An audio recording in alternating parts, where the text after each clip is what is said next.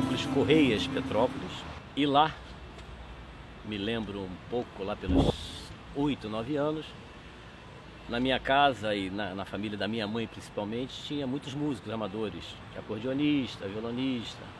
Minha mãe sempre foi cantora, amadora. Meu pai também tocava um pouco de bandolim. Então, convive na minha casa sempre com os instrumentos, sempre lá na sala, na poltrona, ou seja, você pegava e, como uma criança que pega um instrumento, faz um barulho, mas depois vai e aprende. E foi numa sequência que nós somos 5 irmãos, então foi do mais velho para o que vem descendo, então meio que na sequência todo mundo aprendeu um pouco a tocar algum instrumento na minha casa, né?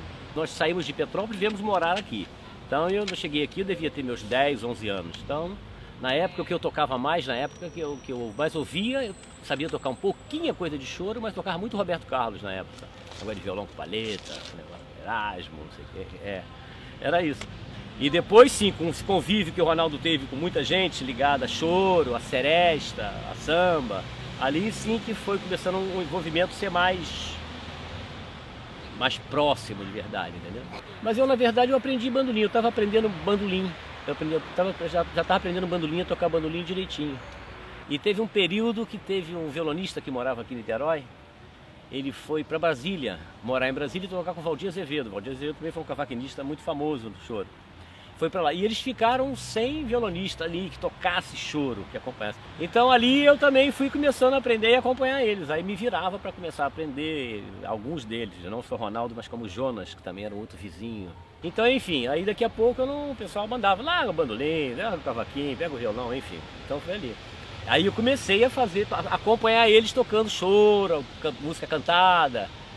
Até que um dia eu ouvi o Baden, aí, sei lá, pelos 15 anos, aí a cabeça também já foi para outro lugar, entendeu? Então aí já mudou tudo, aí você ficava ouvindo aquilo, o que é isso, da onde vem isso, enfim. Aí eu me envolvi com o violão mesmo, mais de verdade, com a coisa do Baden Powell.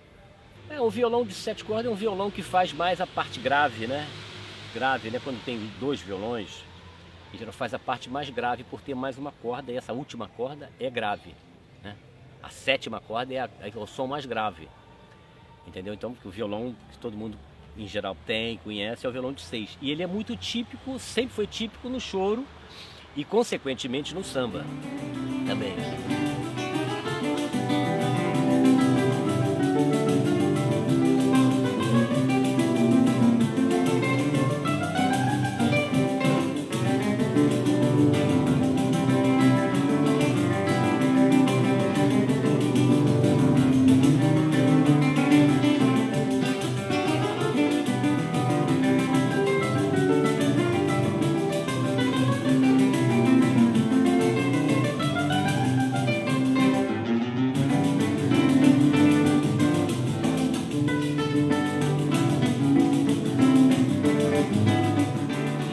Estava na casa da Luciana Rabelo, negócio de roda de choro, né? Luciana cavaquinista, Paulo César Pinheiro também, sempre mais negócio de samba, mas sempre lá na casa dele.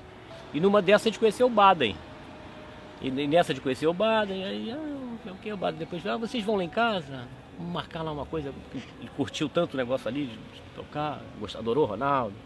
Mas enfim, ali a gente conheceu ele e depois a gente foi várias vezes na casa dele, com essa coisa de roda, de choro.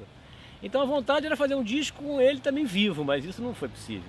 Ele já estava doentinho. Mas depois fizemos, sim. Aí fizemos aí via Eletrobras um disco assim, juntando os sambas, os choros do Baden. O Nó e Pingo d'Água já me levou para outro caminho, assim, de grupo, de juntar pessoas com cabeça também aberta. Num período que a gente estudava, eu via muita coisa. Então eu ouvia da coisa mais simples à coisa mais estranha. Poderia ouvir Schoenberg, poderia ouvir Piazzolla, mas também a gente acompanhava, sei lá, Moreira da Silva no João Caetano, entendeu? Eu entrei no primeiro disco em 1983, feito pelo Hermínio Belo de Carvalho, com Antônio Adolfo. Antônio Adolfo, pianista que fazia mais MPB, não era um cara da música instrumental. E a gente fez um CD juntos. Depois fizemos vários, 7 ou 8 discos, assim, só o grupo, com Antônio Adolfo, um com Cristóvão Bar, e vários com participação, Rio do Hora, Guinga, Sivuca, essa coisa assim. Gravamos um CD Orquídea em função de tocar num bar chamado Orquídea aqui em Caraí. Era um bar que nessa época juntamos músicos aqui de Niterói, então eu, Ronaldo, Márcio Almeida, Márcio Huck, toca cavaquinho, Silvério Ponte, que toca muito com o Zé da Velha hoje em dia. Então nós juntávamos, primeiro aqui no Engar, logo aqui na esquina, era o Bar do Cabral. Depois daqui o barzinho ficou muito pequenininho, começou a aparecer muita gente, então cabia 30 pessoas, aí daqui a pouco tinha 50, então do lado de fora já não tinha mais controle. Então nós fomos para esse barzinho chamado Orquídea. Aí fomos tocar lá e começou a fazer ali todo domingo, aí foi assim, começando a dar muita gente, aí ficava lá todo domingo, davam umas 100 pessoas assim, e era um boteco, era na verdade um pé sujo. Né? Ali tomavam uma cerveja e olha lá, mais nada. Então enfim, e nesse também a gente trouxe muita gente para cá, amigos para tocar, muito músico de fora, que às vezes vem muito amigos da gente, americano, europeu, japonês, assim, tocar, então volta e meia tem... Então a gente levava muito para lá. E daí o pessoal da Niterói Disco passou por lá uma vez, vocês têm interesse em gravar um disco, bababá, babá. A gente falou, vamos gravar. A gente gravava o que a gente tocava por lá.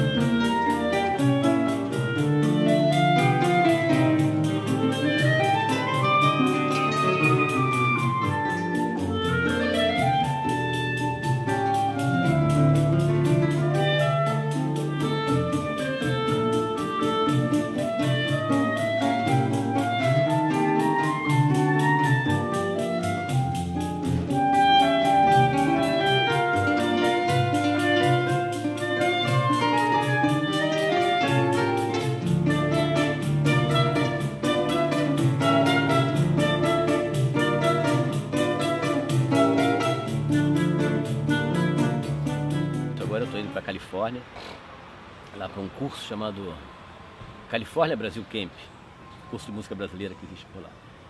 E de lá eu vou seguir tocando por alguns lugares, Califórnia, Chicago, Nova York, Filadélfia, Washington, fazendo algumas apresentações em cima desse CD que é homenagem ao Ernesto Nazaré, que foi 150 anos do Ernesto Nazaré, um CD que eu fiz lá nos Estados Unidos.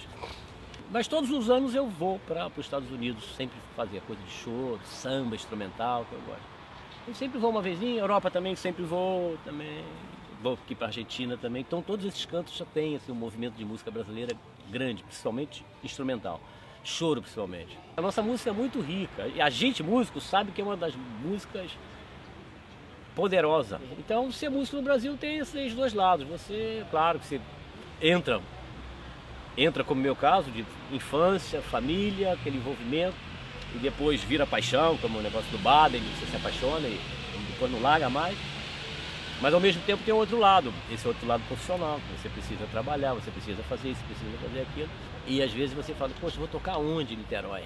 Vou tocar onde no Rio? Vou na Lapa, fazer samba? É bacana, sim, é legal também. Vou para Niterói, vou para onde? Entendeu? Então é isso. E a gente é um país da música. Muitos músicos fora falam, pô, não existe uma música igual a de vocês no mundo. Tem o jazz, tem isso, tem aquilo. Mas... Enfim, se ouve muito isso. E acho que a maior parte dos brasileiros música acredita nisso.